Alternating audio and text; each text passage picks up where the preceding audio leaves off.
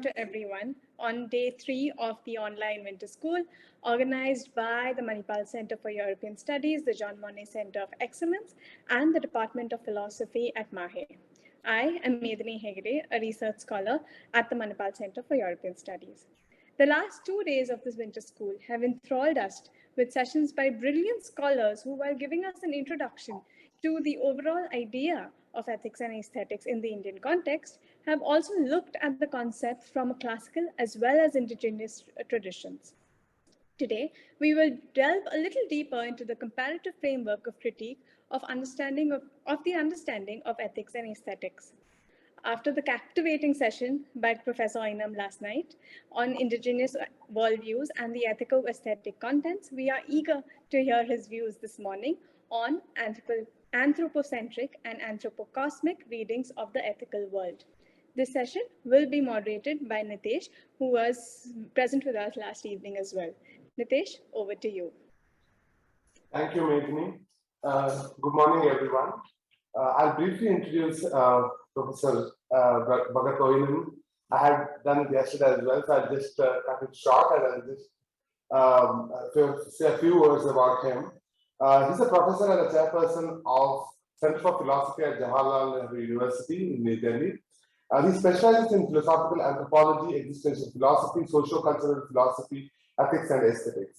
Yesterday, the professor dealt with the topic concerning indigenous worldviews and the ethico-aesthetic contents. And for today's talk, he has selected the topic Anthropocentric and Anthropocosmic readings of the ethical world. We'll have the talk by the professor for 1 hour, and after that, we'll take questions. Over to you, Professor. Thank you, Nitish. See, yesterday evening, some of you were happy with my talk, except for my Guruji, Professor Siva Prakash, because he wanted me to speak more on the indigenous aesthetics, which I missed out totally, because I'm used to 2 hours lecture. And this is also a winter school. We all normally have 2 hours, then students sometimes don't let you go. And sometimes it goes up to 2.5, 3 hours. So I was little engaged more in the classroom mode rather than a seminar. And I think winter school is precisely planned for that, right? So I will go by that line, but even today's lecture, you will find lots of continuity, and I will be going back to yesterday's presentation. There are people who are very articulate and who can differentiate one lecture from another. But I belong to that group who grows organically, that you think on your own in a particular line of thinking. And I cannot say that, well, I stopped this and I think that way.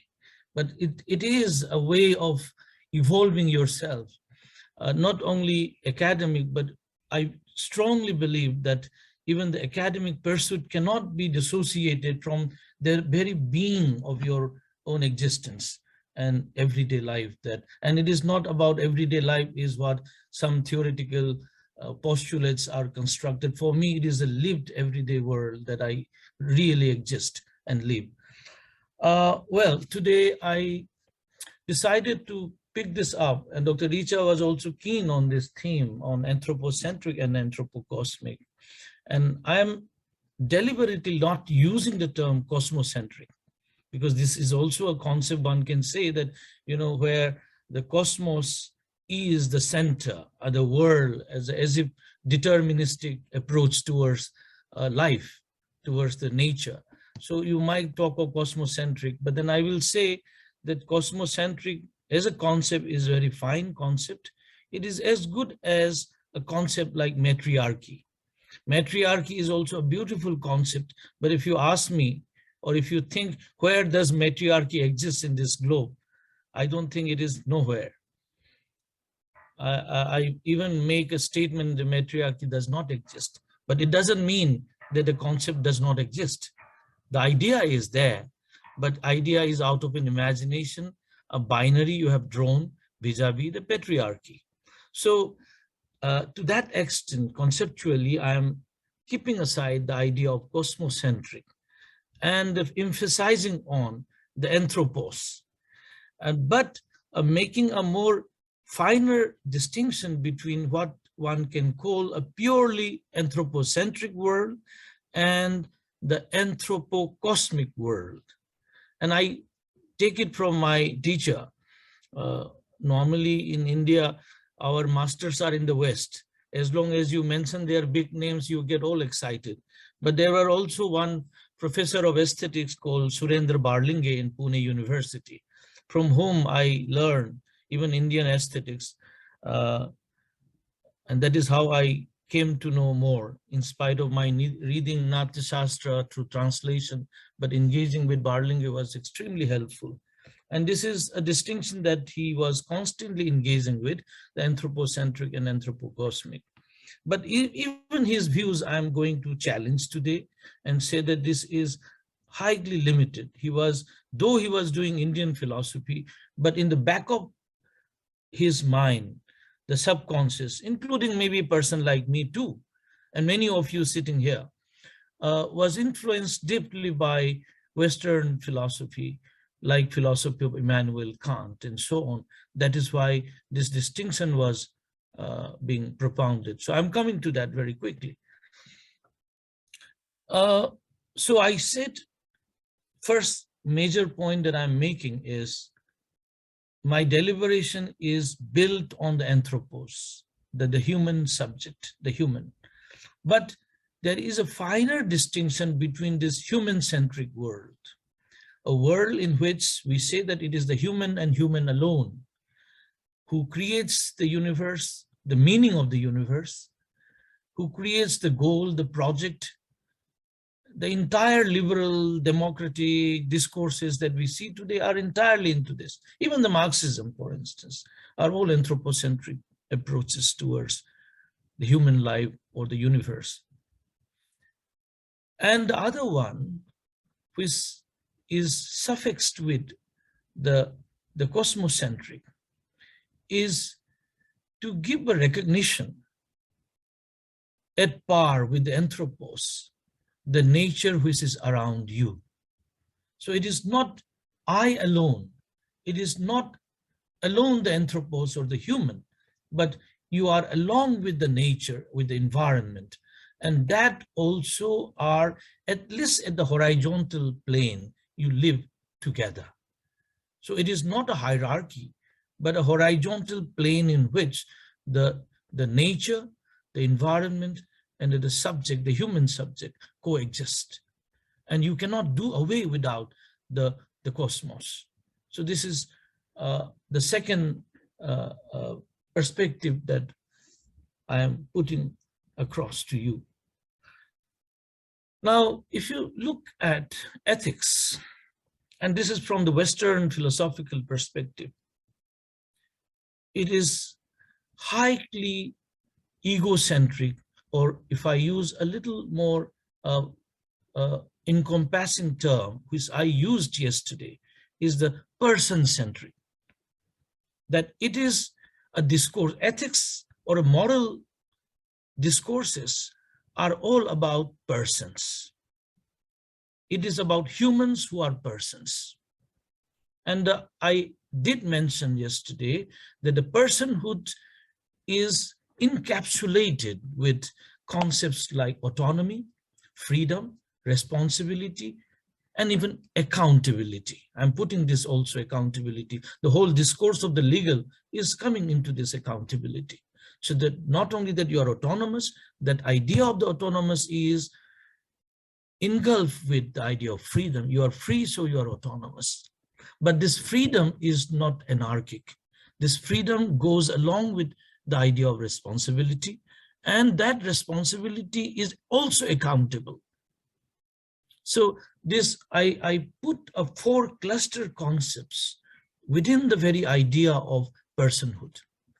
And as I told yesterday, that the idea of the anthropos, the human, as we discuss, is largely about humans as a persons.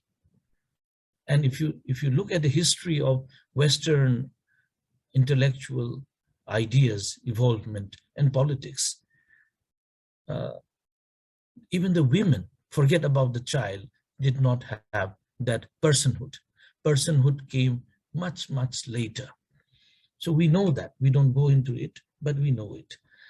So the whole idea of anthropocentrism is built on the relationship of persons, how they interact, how they exchanges, and how they share their accountability over one another. And the person, the philosopher I would briefly mention, since because my focus is slightly shifted, is on Immanuel Kant.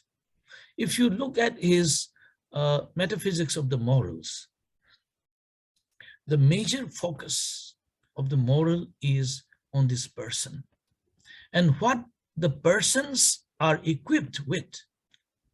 The moral capability of a person is in terms of being a rational subject.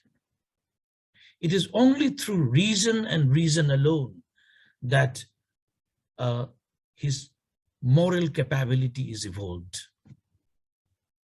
So it is not a virtue. Neither is it in terms of your actions which are consequential.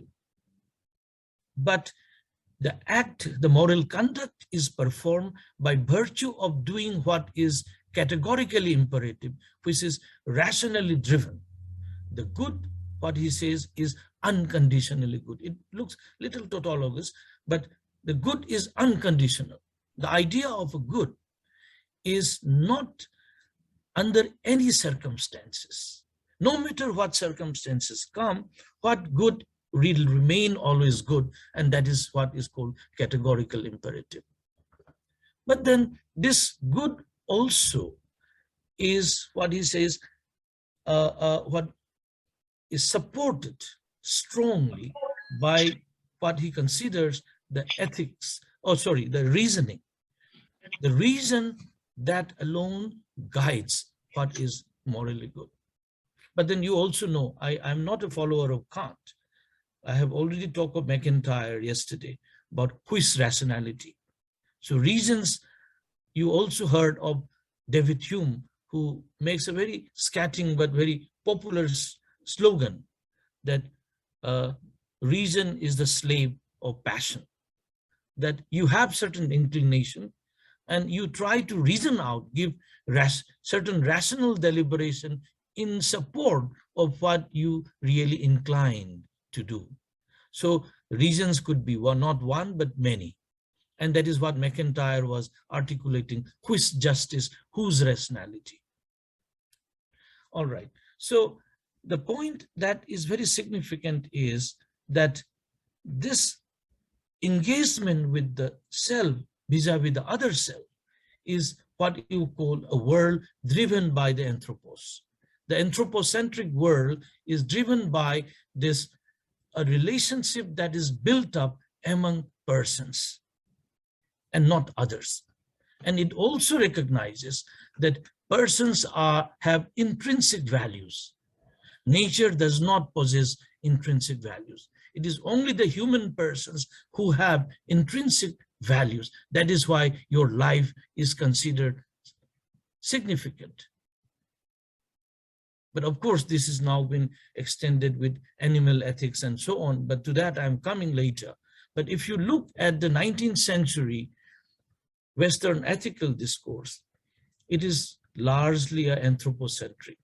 Even now, those who talk of sustainable development and environmental ethics are doing nothing but an extended form of this anthropocentric, supposing that animals possess autonomy, supposing, but it doesn't say that they possess. So we as a person must recognize the importance of the nature, but never saying that the nature itself is autonomous.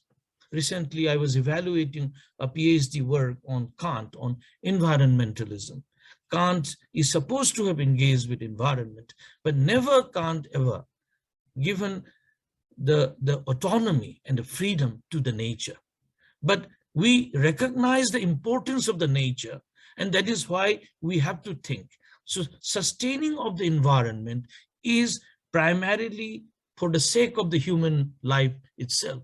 It is not for the sake of the environment, but for our own sake, we need to maintain and sustain the environment. So this whole idea of discourse of sustainable development, as we see in the ethics today, or even in the politics, is largely built on this anthropocentric worldview. And interestingly, I will now shift a little bit and also draw a canvas, which Professor Siva Prakash wanted me to, is that when the question of being, which we were discussing yesterday, became central to philosophy, what Martin Heidegger said, being is the first philosophy. If there is anything that philosophy must first look at, it is the question of being, that is to be. What is it to be? That should be the central question of philosophy.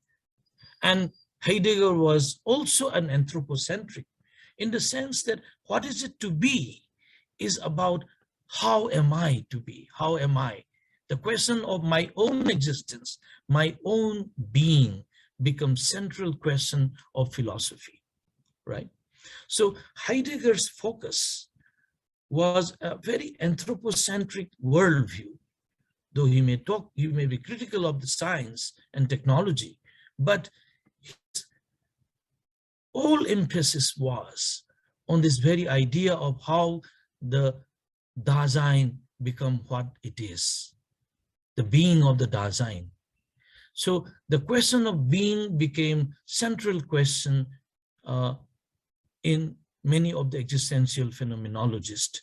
And Heidegger, I consider him as an existential philosophy at the same time, along with his poetic deliberation and so on.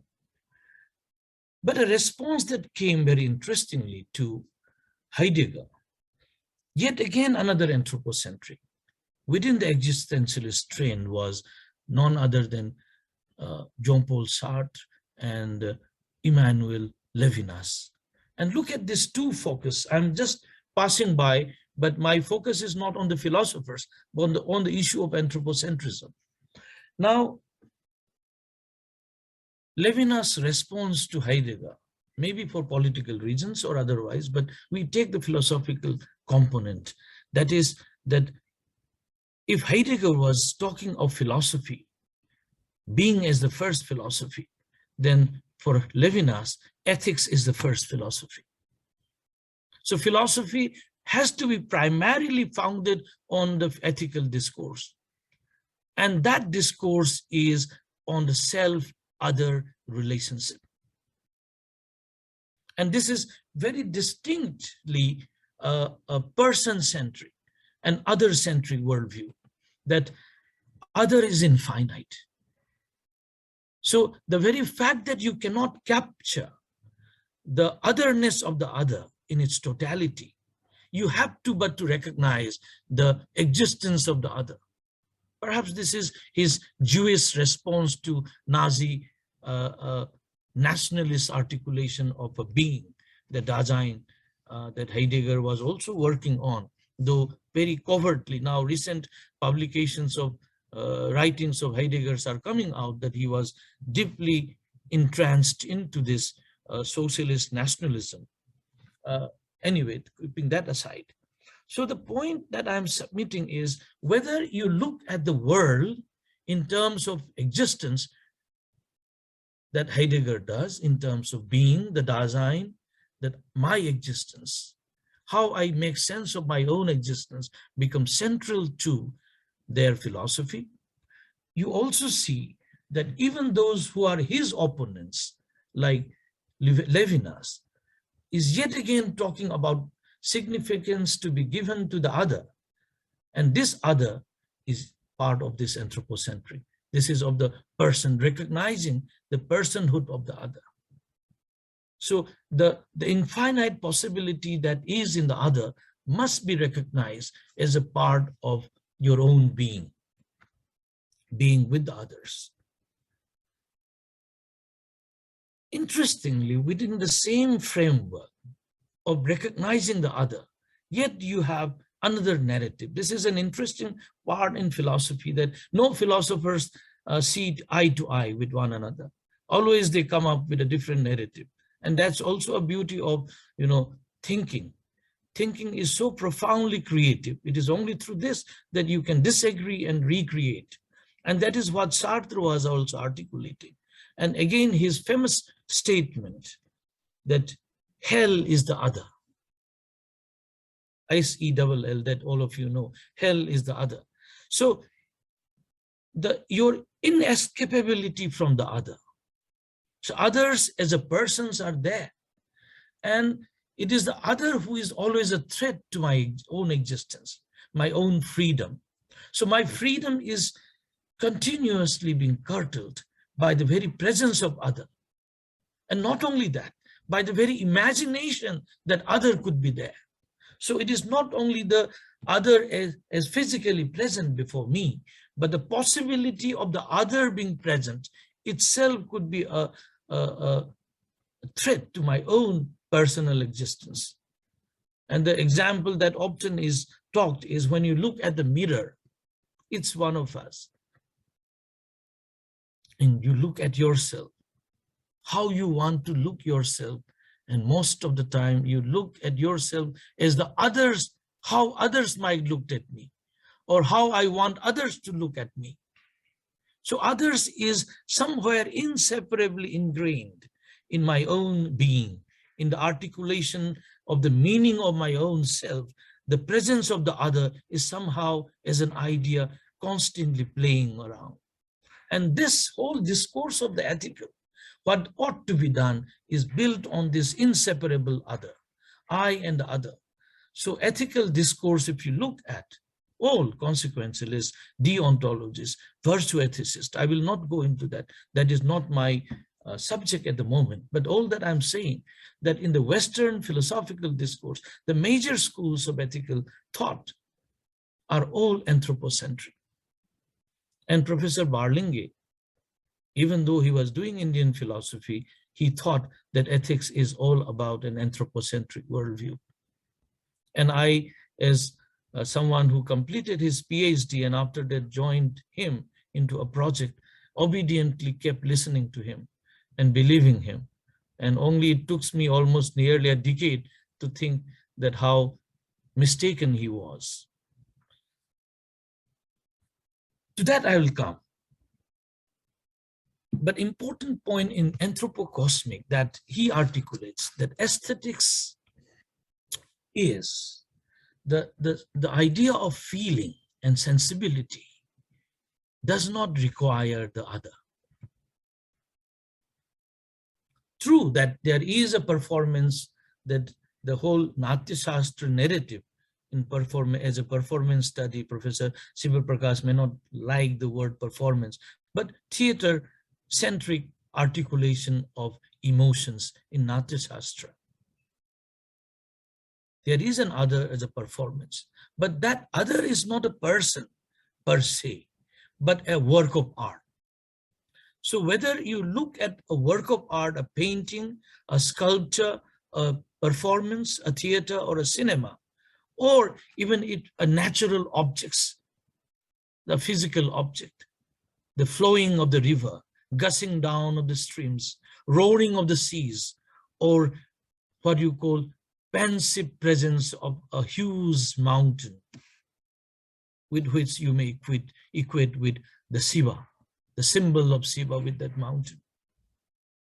The other, as a person, the way we think, through reasoning, through negotiation, through threat, does not come into the picture.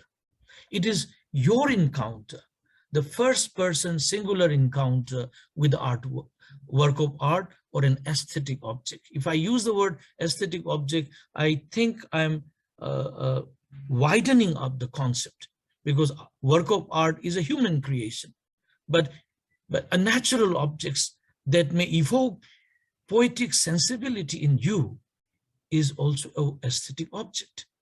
So aesthetic object is a much more a wider concept than a work of art. So let me use this word aesthetic object at this point in which I am engaging with. And this sensibility, the feeling that you encounter so the feeling that evokes in you in your encounter with the world around, the cosmos outside, the aesthetic objects outside, is so immediate, so intuitive. And it is here that you don't need the presence of the other. You don't need a reason to come by. And in fact, it is where, though people do not take it very seriously, but Immanuel Kant's whole idea of talking about cognitive, and affective faculties of mind, finally merging with the affective, the feeling, that is the highest form. When you look for a knowledge, you articulate through perception, through reason, through justification. A priori, posteriori, synthetic a priori. You have several mediums or tools through which you arrived at a knowledge for Kant. Even for a good in ethical discourse, you need a reason to articulate. Presence of the other. And Kant, of course, talking about the humanity, that when you choose for the kingdom of and, that the entire humanity as a goal must be taken into account when you act. But yet, this conduct, the moral, are driven by the very idea of a reason and articulation. But in the aesthetic sensibility or the feeling, those mediating tools, what you call logic chopping epistemic tools, does not come. You are, जो आप बोलते हो ना साक्षात, जो आप you are directly in confrontation, in contact with the cosmos, and the sensibility gets aroused in you, and a feeling of sublime, which Kant has been constantly talking. And he, when was saying the mathematical knowledge can be aesthetically appealing. And that tells a lot, that everything that you do merges into that unsayability. The feeling, at least, of course, in poetry, you can recreate through the language. You can, through your performance, you can recreate the thought of your feeling through dances and the drama. But the feeling, which is first-person experience, is so intuitive, it is so immediate, and it is with full of purity. And that perhaps that is the highest form of experience that one can learn. And I think this is what Heidegger was talking about, distinction between knowing and understanding. And understanding comes with a lot of intuitive feeling within you. And what Dayakrishna, at one point, he was writing this Nature of Philosophy, this book, you can catch hold of this. He was quoting that when Russell says mathematics is beautiful, it tells a lot about that there is a domain of a feeling that it arouses when you are engaging with numbers.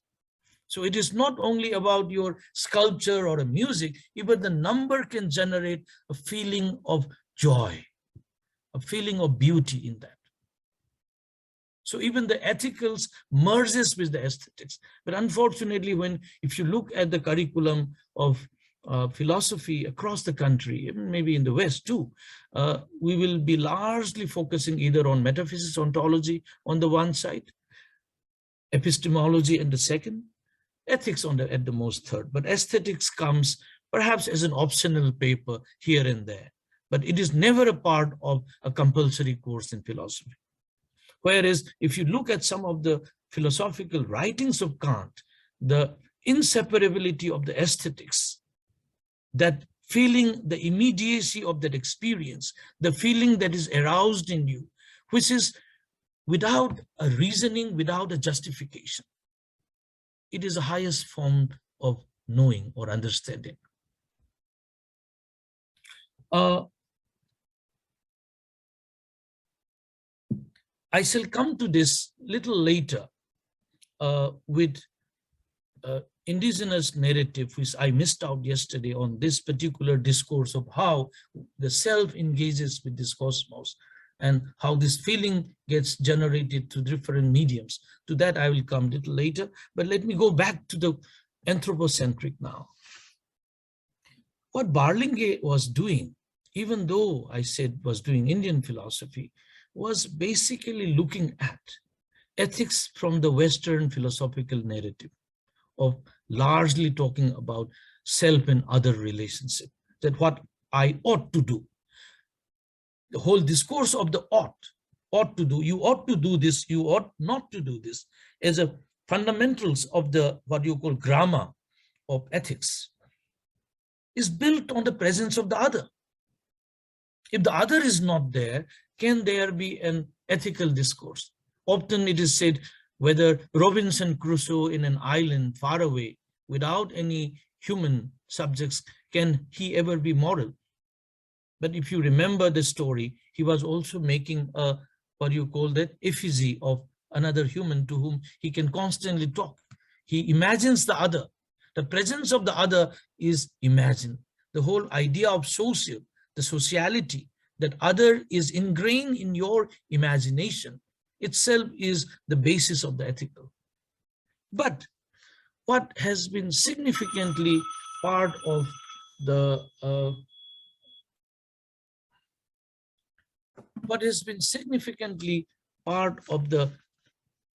non-Western, or what I call indigenous, in the discourse of Kesi Bhattacharya. I mean, please, Professor Shiv Prakash is there. Allow me to widen up a little bit for my own articulation, that non-Western pre-modern worldviews in which your Tenai as a concept will even emerge, is that the whole idea of the ethical is not devoid of the cosmos. The whole examples I was giving to you yesterday about the Angami Nagas warning, giving a warning to the prey before it is being hunted. What is the engagement? It is a communication not in the language of the human, but through a sign sounding to the prey that I am coming to kill you. So it is a communication that you are establishing, throwing a stone near.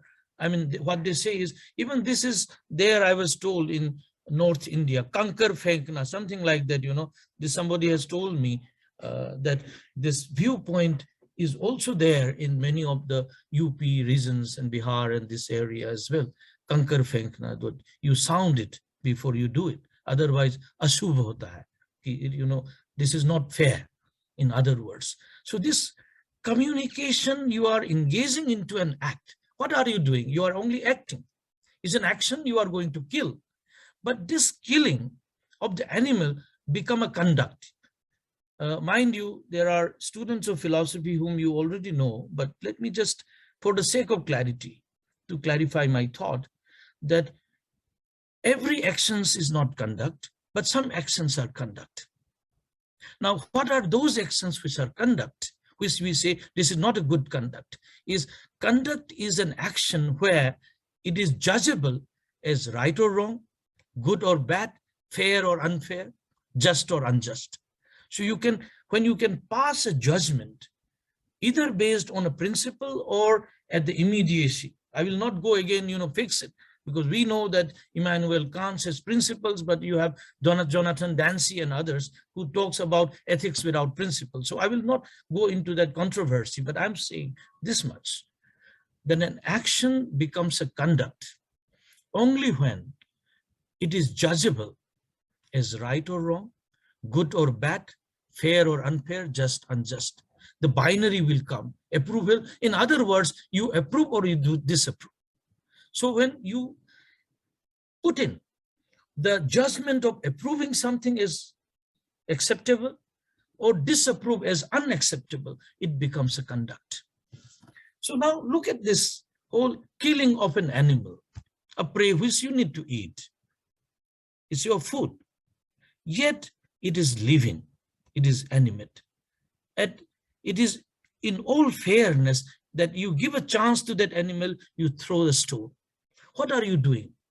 You are dialoguing with, or at least trying to communicate with that non-human animate object, being. that I am coming. And if you do not do, then you say it is unfair, it is Kenya. So you can see that an ethical discourse is being established here, even though it is a simple act of hunting. But this hunting, you know, in many of the traditional societies goes with lots of rituals. In olden time, when you go for hunting, you may not come back. So there is a prayer done by the near and dear ones, particularly by the wife. And I wish I could talk something on the art of killing and art of warfare, which is in one of the classic Manipuri text called China Roll. But today I will talk about aesthetics towards the end. I still have time, I think. Richa, we started at 11:30, right? All right. So this whole idea of the ethical discourse, engaging with the non-human world and considering it as a part of the lived experience, lived world, what I said, the embedded world, is a anthropocosmic world. So Barlingi completely missed out in his fascination with Immanuel Kant, the Western German philosopher. He thought ethics is all about self and other business. But no, as you go to a traditional, and this I learned in a hard way as I did my own research beyond the boundary of what we teach as philosophy. Have I been only confining to these textbooks or books and books that is being written, then I would have also continued like this, that ethical world is about anthropocentric world. No, it is not. It is also a dimension of anthropocosmic. And look at Jainism, look at Buddhism, the entire discourse where environment is taken into account is anthropocosmic. So ethical world is also anthropocosmic for the non-modern, pre-modern worldview. And we don't have to be so same or psi to be called pre-modern or non-modern. But let me move to the other part of the aesthetics today a little more. I hope I have made sense to you too. I was mainly deliberating. My deliberation, please do not expect me to be too descriptive. I'm not an anthropologist or cultural study. I can do that, but I feel unless you set out a perspective, those stand out as instances or description of the concrete. But concrete can make sense only when you set out a framework or a perspective, and that can communicate. Now, looking at the aesthetic, what you call anthropocosmic, that let us not presume that it is a cosmocentric. No, certainly not. I don't think that even the very idea of a world, even which scientists claims it is not possible without the human. What is your theory is going to be if the humans are not there? It is our concern that we look at this world. But we also recognize the presence of other. I am not alone. I am not the master. And that is what comes up in the aesthetic discourse. I had been trying to work out on this. And my next project I'm going to provoke Professor Siva Prakash, already I have talked to him, is that a comparative aesthetics within the Indian context, it has not been done so much. Maybe many of you who are interested should do this. We were all trained in the philosophy department. I don't know about arts and aesthetics, but when you are trained about Indian aesthetics, we were taught only about Bharata's Natya Shastra, subsequently edition by Abhinava Gupta, then Dhanalok, Anandavardhana, and then, a series of scholars that come by. And there are very rich Sanskrit texts engaging with language, with poetics, and talking about sensibility, about rasa.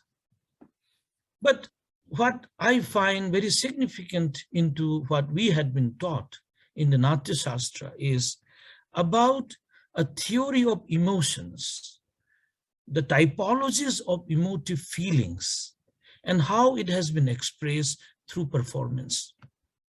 So it is a performance-oriented theoretical discourse where the scholars are minutely looking into different aspects of human feeling. This is not there anywhere, perhaps, in the world.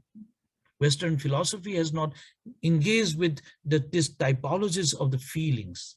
Of course, you can say Santarasa came later, Bhakti was never part of this. Those debates can go on. But the whole purpose of this is a division or identification of different forms of emotions through what you call performance. What I see very interesting, not a contradiction, but a contrary narrative. In the Sangam literature that you have been listening to, many experts are there. I'm not one, I'm only a student trying to learn. So please keep that in mind. So you don't need to bombard me with questions on Tenai. But the whole beauty of the environment, the landscape, the space around the beings who are locating there, how the space has been what you call exemplified with different forms of feeling of violence, feeling of emptiness, feeling of longing, and so on. You have 4 to 5 landscape in around that southern peninsula, and the whole theorizing of the landscape and linking it with the inner. So the dichotomy between the outer and the inner, the landscape outside and the feelings within, how this has been beautifully being linked, is something very interesting I found. And I thought I should look into this little more seriously with good scholars on Tenai. That is, look at the performance on the one side, and here is a landscape on the other. From the performance in Natya Shastra, you are talking about the typologies of feeling. And here is the landscape through which you are talking about the typologies of feeling yet again. But in each of them, the feeling is internally experienced. Without that internal inner experience, that object outside doesn't make sense. The third one, to which I will spend little time today, is from a classical Manipuri text. And this is a pre-Vaishnavite, before the Vaishnavism came. This text was already in practice, but it is very difficult at what point of time, because you know that when was this Purana written, if you asked, because the kind of historiography that the West have engaged, we do not do it in the non-modern society. In fact, this has been well written by G.C. Pandey and Ravindra Kumar and Professor Dipi Chattopadhyay. There is a series of books called History of Science, Philosophy and Culture in Indian Civilizations. And this is a hundreds of volumes that have come from Center for Studies in Civilizations. So without looking into the historical fact of when this text came up into existence, this is a small write-up. What is very significant in this is the whole characterization built around movement. Now, this is a very interesting thing, that movement is sign of life, and non-movement, or what you call fixity, is a sign of death. So what you often talk this binary called fluidity and fixity. So fluidity is a sign of life, fixity is sign of death. And these communities do not detest death. Death and life are part of the whole being. So there is nothing to be scared or thrown away or pushed aside, the very idea of death, because there is an idea of life beyond death, beyond life. that life in death, beyond death. And what interesting point I found, and to this I will concentrate, and the text is called Anoi Role. One of Professor Siva Prakash's student worked on this. This Noi, it's a whole etymology in Manipuri. Noi means it could be about fatness, but it could be about movement, and it could also be about settlement. So in whatever form you use it, this word noi, and this certainly signifies a movement to a certain way. So the settlement of people, and in Anoi Role, there is a word that Kobruda Noye, I'm using this Manipuri words, it may not be as sweet as the Tamil. Chakpada Noye. So there are different words that they identify geographical location and say that wahan pe noye, in that place, noye in that place, noye in this place. That is that the settling. You are settling to the peak of the mountains, hill ranges. So there is a settlement discourse, but what is important that this settlement implies is that you are constantly on move. You are moving from one place to another. And the word dance in Manipuri is called chatkoi. Chat or chatpa means movement, going. Koi means round, circular. So dance is nothing but etymologically in this narrative, it is a semicircular movement. It doesn't say it comes back, it never comes back. Look at this with life. You may be dead, you may be born again, but it will not be the same again. Maybe it is a new life, we don't know. So you don't come back to the same point of circularity, but this slightly different from circular notion in Puranic narrative of, birth, death, and decay, and again death. But this is more about a semicircular, and you can horizontally draw a line of 8. Look at this, my finger. I'm becoming more like a dancer now. I don't know how to dance, but see, this is 8 in the horizontal, not vertical.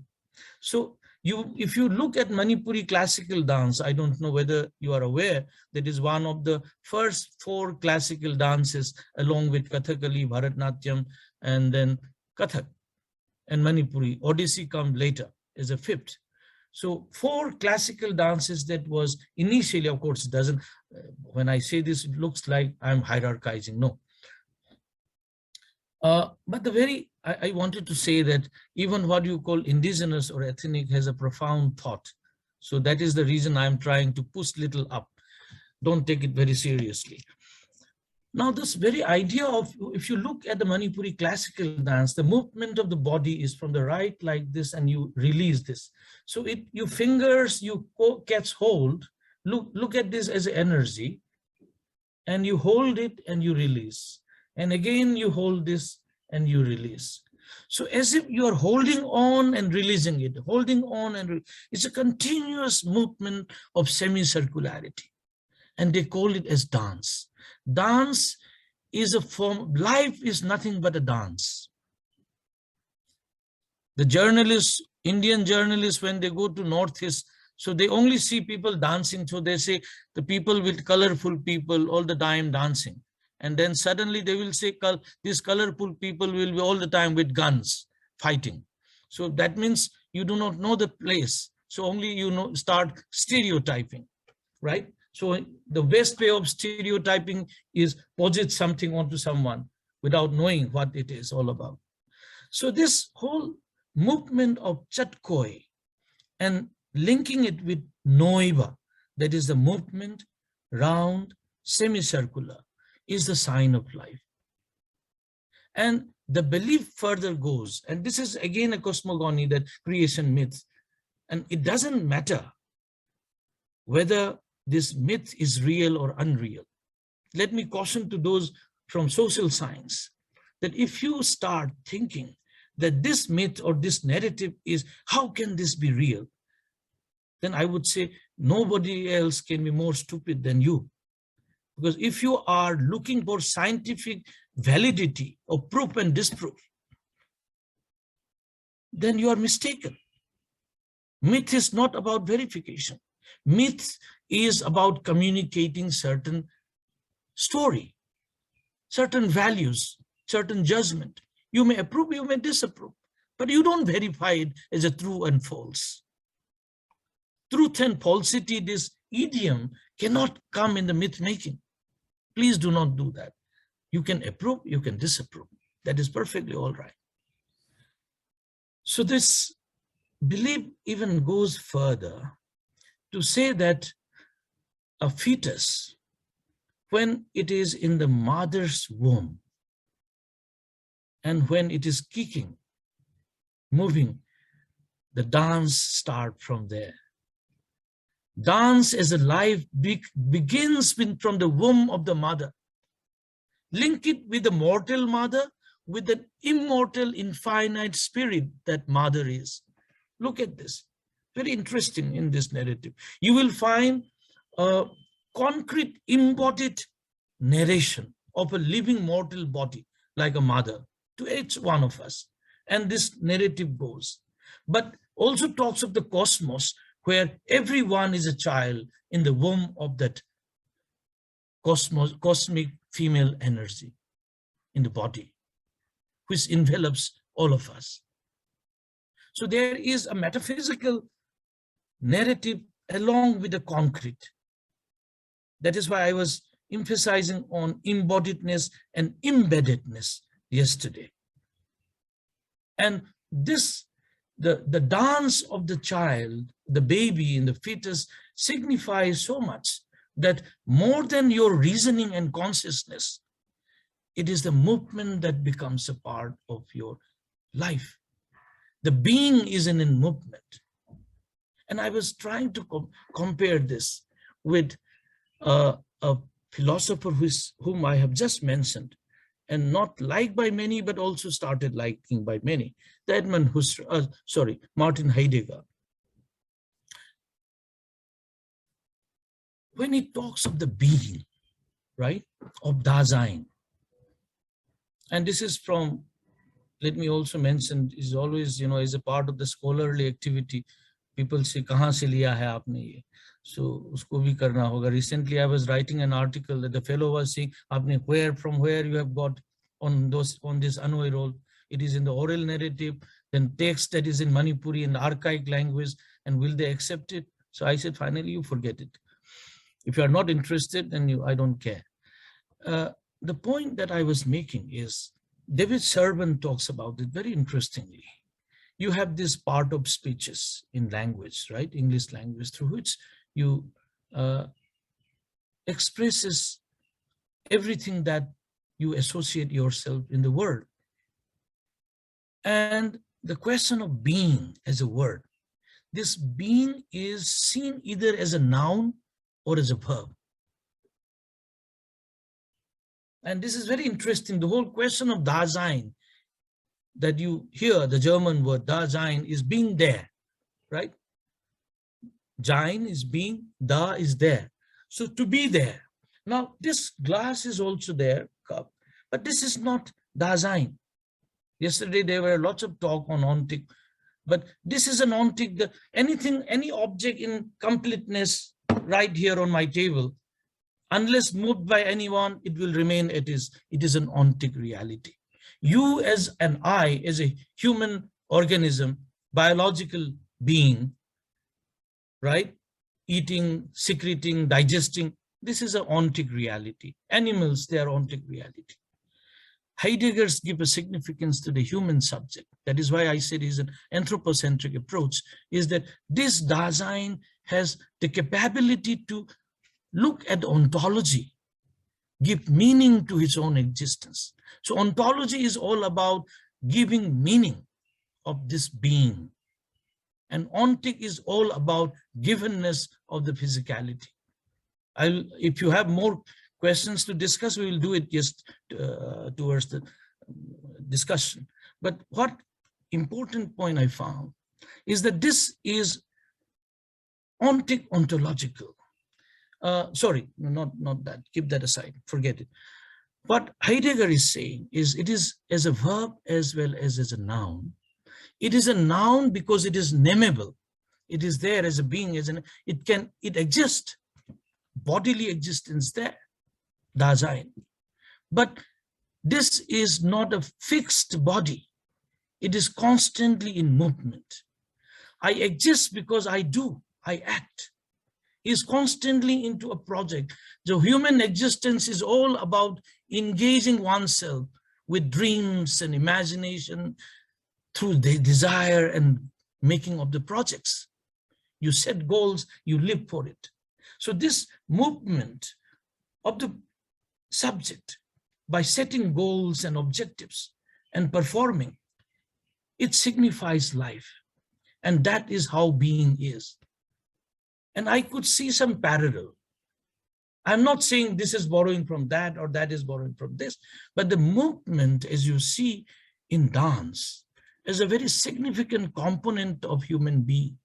The being, that is the existence, is through movement, which is dance, a stylized movement, a stylized presentation of the world through your body.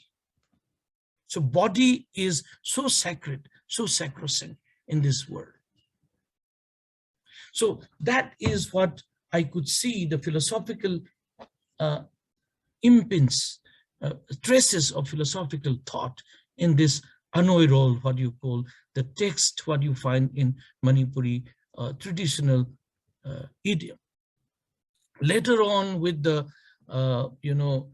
coming of Vaishnavism, the content gets shifted. These people were also celebrating the inseparable unison of the male and the female principle. And there are names like Nongpok Ningtho and the Panthoibi. That's not so important at the moment. But I'm telling you that there are male principles and female principles that were inseparable part of this life. It is only with the unison of this male and the female principle, the whole creation, the dance, emerges. Now that content of the male and female principle gets substituted by Krishna and Radha. So when the king and the people embraced Vaishnavism, different form of Vaishnavism came. Ramanandi came. There were Madhava group also that came.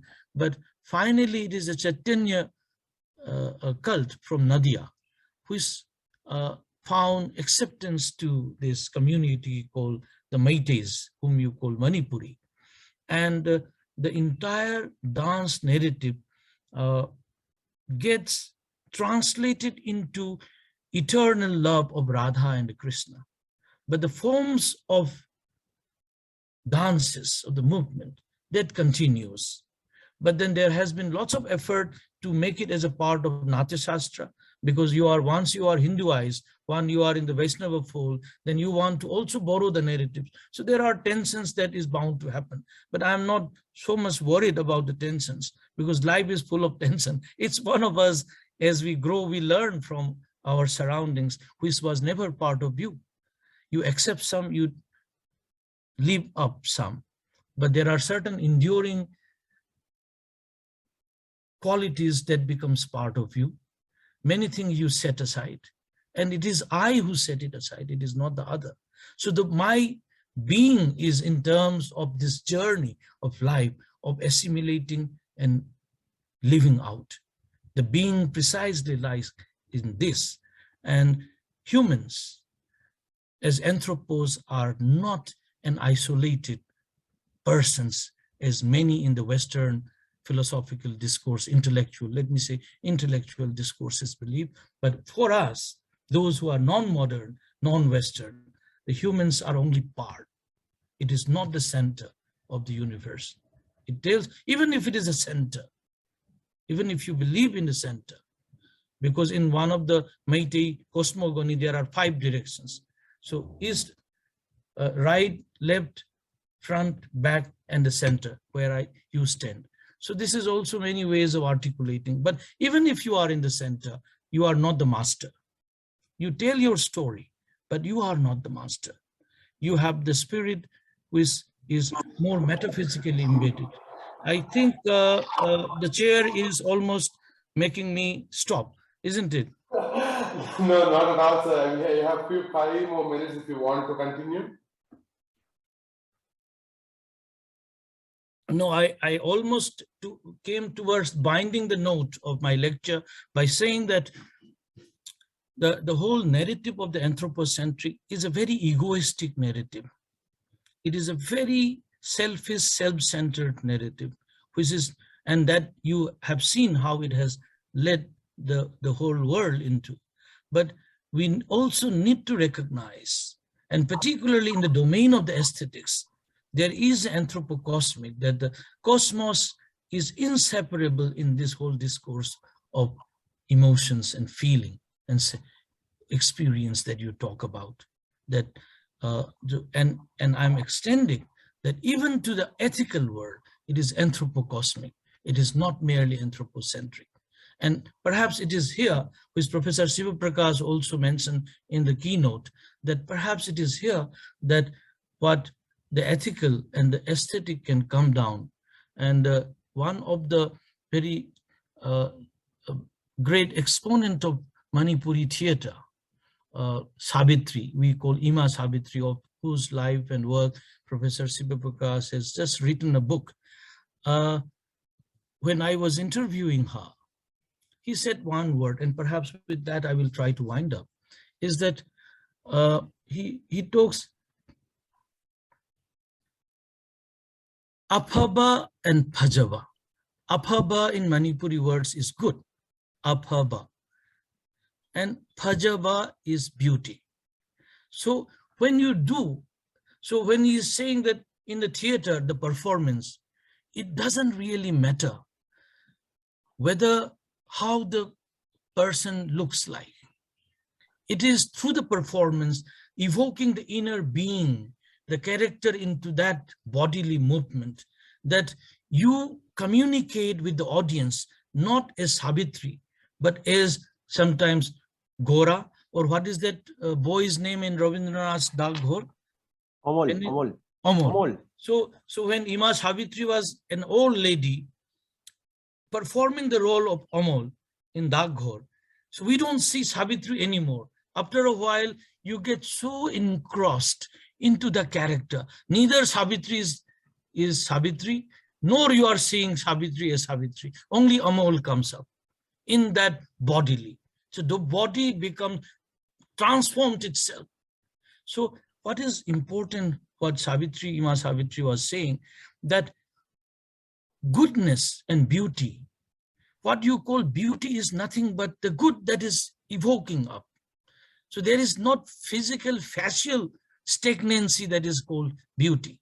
Beauty lies in that movement, the performance, the emergence. So even when you do a moral conduct, when you perform a conduct, when you do a good action, people say, wow, he is so beautiful.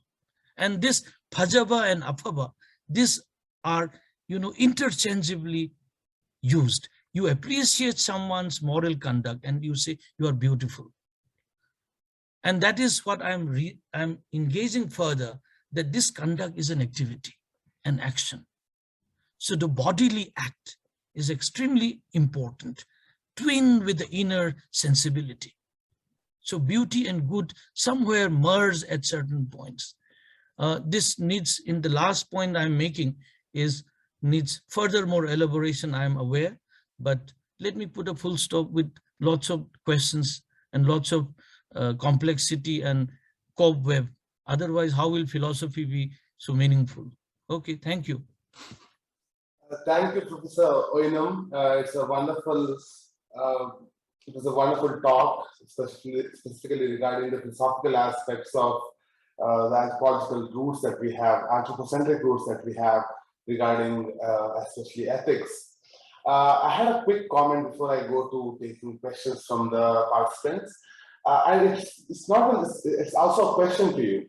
So when we try to bring different ideas and concepts from, let's say, non-Western or even non-canonized literature sources, even for example, the sources which is not specifically concerned with mainstream Indian philosophical thought. When you go to trying to look at a specific indigenous, if I can use the word, to understand different ideas of ethics and being. How do we, in some sense, bridge this gap of underrepresentation of pluralistic epistemological worldviews in our mainstream philosophical theorizing about these concepts of ethics? So if you could explain in your own way how you have tried to bridge that gap, that would be very helpful for me. Yeah, you can answer this question. I'll come to the next question once you finish. All right. So see, this is a problem that we are all facing, those who are doing non-Western narrative. Even those who do Western narrative, Indian narrative. Say, for instance, the other day, I was Googling, right? Because of the COVID, you don't go to library, only things that is available before you is the Google. And once you click on Buddhism, all the authors that come are Western authors who are writing in English or German or French in publishing houses from Springer, Ecumen, or Routledge, or name it, OUP, whatever. Is it that Indian scholars are not writing on Buddhism? Is it the Tibetan scholars are not writing on Buddhism? So there is a politics about the entire way of publication, of having access of. So naturally, a young scholar, and with the time limitations you have, the moment you Google, you are looking at this. So you are not having access to that. And doubly distanced are those who are lesser known traditions, the one I was talking about. Even English translation is not there. Who will do it? And person like me is sitting in JNU, very happily getting salary and talking about big theories of the West. Thanks to meeting Shiva Prakash and some more friends that I'm starting to go to my native thought. And one of the ways I told you is the concept, the terminologies that are being used by these communities, we should catch hold of that and start engaging with those. Of course, you have to use English language. So, you have to get translated into English words, but try to be as, honest to the very spirit in which those terms are understood by the communities. And that insider-outsider politics should not even come into this, right? That is all that I want to submit. Did I make sense to you? Yes, sir, you did. Thank you so much for answering. We have another question now from Randeep Kaur. You can go ahead and ask the question, Randeep. Professor Bhagat, I just wanted to share that you gave me a very important understanding today. We have I'm from Punjabi literature. I teach Punjabi literature. And we have a medieval poet, Shah Hussain. He was a contemporary to Akbar. And there's a very important incident from his life, which is connecting with the lecture that you gave. You mentioned about the dance and the life cycle. And from his biography, we get to know that he was a very practicing Muslim. And at the age of 35, he read one of the ayat from the Quran, which makes a sense like, Zindagi khed hai, life is like a play. And this very ayat changed his whole life. He left everything, the whole practicing, and he became a fakir. In his poetry, he has written beautiful poetry. I mean, it's poetry full of love. It expresses human emotion, human love. And I was thinking, what is this? What is the significance of this very ayat that changed his whole life, which says life is a play? And I have been wondering, what is that makes sense to him that changed his whole life? He became a fakir, roaming in the streets, in the streets of Lahore and singing and dancing. Now you gave me that understanding, and it really makes sense for me. Thank you so much for that. Thank you. Thank you, Randeep. Do we have any more questions? Yes, Benil Biswas wants to ask a question. Yes, go ahead, Ben. Thank you, Professor. It's always so wonderful listening to you. And today, like it's a yesterday evening's lecture, and today I think it all the more made sense. And thank you for, as a response to Nitesh's question, you brought in this whole idea of decoloniality, decolonizing methodology, and I'm very elated. And I think that's the kind of schooling that we all also went through. Like the moment we try and think about theory, we go rush off to the continental philosophy, we go to French theory to even articulate how do we understand margin, etc., etc. So in that sense, because you framed it so well, I just wanted to understand, because of like the ignorance, like we all go through ignorance as bliss. So how do we try and understand this approach that, say, Claude Lévi-Strauss, following up with Rousseau, talks about the nature, no? about writing? If we try and engage with critical ethnography or critical writing, Lévi-Strauss talks about how we need to go back to nature, bringing in the Rousseauian call. Sitting at the heart of, like, from France, from Paris, they're thinking about going back to the nature. So how do we try and take that approach and see it from our perspective? Like, what is the difference therein? Thank you. Thanks, Benil. You have rightly mentioned about decoloniality. And this decolonial project must be distinguished clearly from post-colonial project. Yesterday, Edward Said's name was coming up.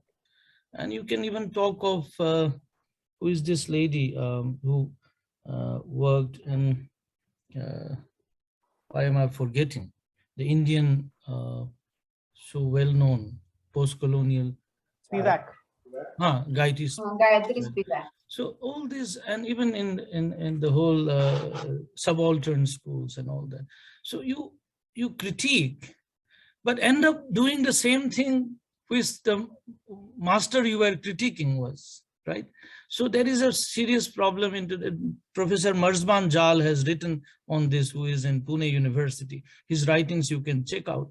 This post-colonial literature, while critiquing coloniality, started using the same vocabulary, and you end up doing the similar kind of exercise, not much different, and not being just to the indigenous for whom you are, let us say, colonized, for whom you were trying to put up a case. But decoloniality is one thing that we must take seriously, because there are many African scholars like Nungiwa, for instance, Oricher, and there are some more. One of my PhD students, I have asked him to talk about indigenous philosophy in Latin America and Africa, and also take Kesi Bhattacharya and look at this across the how this decoloniality is emerging. So to that extent, from this angle, responding to your question of Rousseau and whom did you mention, Lévi-Strauss and others, it is their problem, not ours. They dissociated themselves from the nature, and of course supported by the Christian theology of fall from the grace, that eating of the apple. You have a long history that you have every medieval philosophers talk about fall from the Aquinas, then Anselm, they are all talking about, right? So it is their problem. In fact, we have not. The indigenous communities that I'm talking about still have not gone away from the nature. So there is no question of going back. They are still with the nature. That is why you call them tribal, isn't it? You call them tribal because they are still with the nature. And these people in the West, they dissociate. They thought nature has extrinsic property. They did not have internal intrinsic property. You can destroy them for your own use as resources. And then finally you say, well, you need to go back. So it is their problem, not ours. This is how I will respond to you. Somebody has talked about Leela. Yes, the whole idea of Leela that even Sri Aurobindo talks about has so much of similarity with this playfulness. Yes, I agree with you. And this is in the Vaishnava tradition itself. I had a particular question relating to the idea of anthropocentrism. I mean, specifically within the contractarian idea of justice in the Western philosophical discourse, the human becomes the center of ethical discourse, right? And that's why you have all other non-human beings even can't calling animals as quote unquote things, specifically because they don't come under the discourse of the contractarian ethics.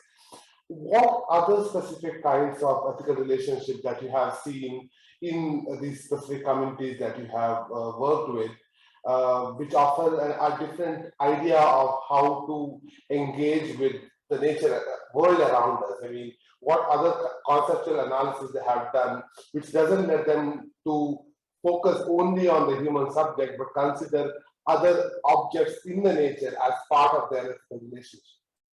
Okay, thank you, Nitish.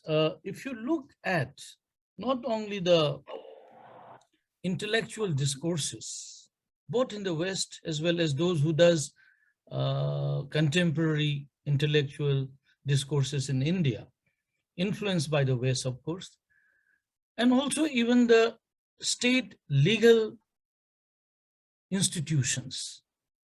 I'm talking about the judiciary even. Yeah, I think. Can you hear me now?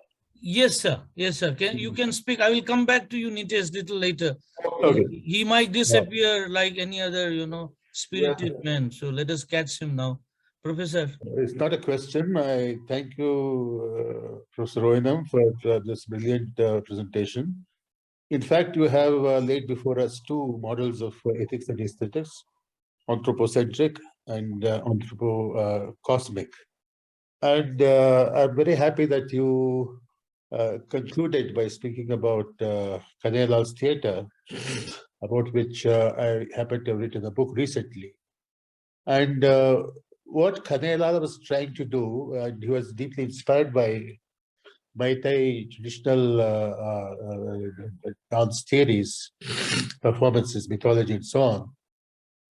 And what he was trying to say that his theater was not meant to be a performance. So when you perform, you are performing for somebody else.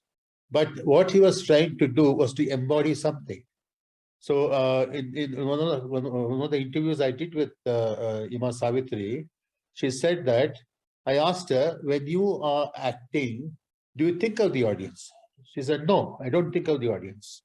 When I'm acting, there's nobody except myself in the audience. I am watching myself performing. So this is an example of what you call anthropocosmic approach to aesthetics, where you're not performing or not acting for somebody else, and you're alone with the cosmos, and not only performing your dance, but you're also watching your dance. And this reminds me of a shloka from Shiva Sutras, the basic Kashmiri Shiva text, where it says, Nartako Atma Chittam Rangam Indriyani Prekshakani. The self is the dancer, and the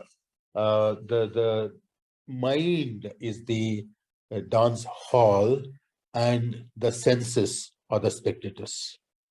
And if we extend this the cosmos anthropocosmic approach to other arts, this is where we can relate the different aesthetic theories of various cultures, indigenous cultures like African and Southeast Asian, and so on and so forth. For example, you mentioned the African authors on decolonization. If you look at the Vinay theory of the tragedy, and his idea of theater and dance and so on, is very much closer to what Kanelal was trying to do, to the inspiration of his indigenous culture. So it's possible for us to connect different art practices of the world, non-Western art practices of the world, if we extend this the scope of what you call anthropocosmic. That's all I wanted to say. Thank you, sir. I mean, it supplements to what I was. Even this bhakti that we talked about, this the Madhav was talking about Shah Hussein's theory of life as play, and you also brought in the idea of Radhakshana dance. In Bhakti also, dance becomes a very important paradigm for the understanding of the self and the cosmos. For example, in Tamil Shaiva Siddhanta philosophy, the dance of Nataraja becomes the paradigm for everything in the cosmos. So dance becomes central to it. In some of the Sufi traditions also, dance becomes central. Dance is the medium of communion with the divine. And that reminds me of what William Butler Yeats, who came from Irish background, though he wrote in poetry in English, he once said, the ultimate knowledge cannot be known. It can only be embodied through dance. Something like dance or poetry. So ultimate truth can only be embodied through aesthetic activity than through an intellectual, mode of perception. That's all I wanted to say. Thank you. Thank you. Professor Oinam, we have one question in the chat box from Professor Nityananda, and she is asking, how do you see this idea of interbeing that is being spoken by Ki Nyat Khan? I have read it, but I have read the name and I have come across, but I cannot say. I have not known much onto that. I will in fact read. Okay. We have one question from Richard. She has raised her hand. Richard? Yeah, thanks, Nitish. Professor Bhagat, I was just thinking that when you're talking about aesthetics in the framework of the anthropocosmic, does that then mean that art, especially how we have seen Western philosophers talk about it, or even I think even in Natyastra, that how art is as means has to be expressed as representation. Like there is a transference that happens. So in the case of anthropocosmic, in that case, then is art no longer really a representation, but basically an extension of certain values or ideas that are held central? Yeah, it's a very beautiful and a difficult question to answer. I mean, thank you so much. I mean, I have not really thought on this. This representation is also talked in Indian tradition. Bharata has used the word anukarana. But then anukarana is also not merely a imitation. It is recreation. I think there is another term, Sanskrit word, pratibha, I think, if I'm not mistaken, Professor Siva Prakash. Pratibha is involved in anukarana. So representation is not imitation, but there is a creation also happening here. But your question is about the very status of that artwork, whether it remains as a signature of the author, the creator, or is it an independent body away from the author. I do not want to go for those postmodernist reading or hermeneutics, though it is also there that when the artwork is created, the author is gone. So artwork stand on its own, right? And there is a multiple possible hermeneutic readings. I mean, that this is there in the discussion in the Western intellectual tradition. So in that case, this autonomy of the artwork is recognized. True, it is a signature of the author, but somehow it exemplifies an autonomous aesthetic being, like any other natural objects. I would tend to go by that. Why I say this is not going by those theories from the West, but when you encounter an artwork, if you are really serious into that, engrossed by the artwork, it doesn't matter who the artist is. You just get absorbed with the beauty of that. So it is an aesthetic object as strong and as autonomous as the natural objects in one sense, except that it is created in the canvas. It is created through the voices of an artist or a performance of yet an actor. I would tend to go by that, but I do not know how far I will hold on to this. I'm only responding, thinking loudly with you. I have not thought on this. Thank you for the question. So we have come to the end of the discussion. Thank you, Professor Oinam. It's been a wonderful experience to listen to you and discuss some of the points specifically in philosophy and comparative philosophy. Again, with regard to the pluralistic ideas of knowledge as well. The questions have been very engaging and I've been able to learn a lot from this. I'd like to thank you again for your time, sir. Thank you. Thank you. Thank you.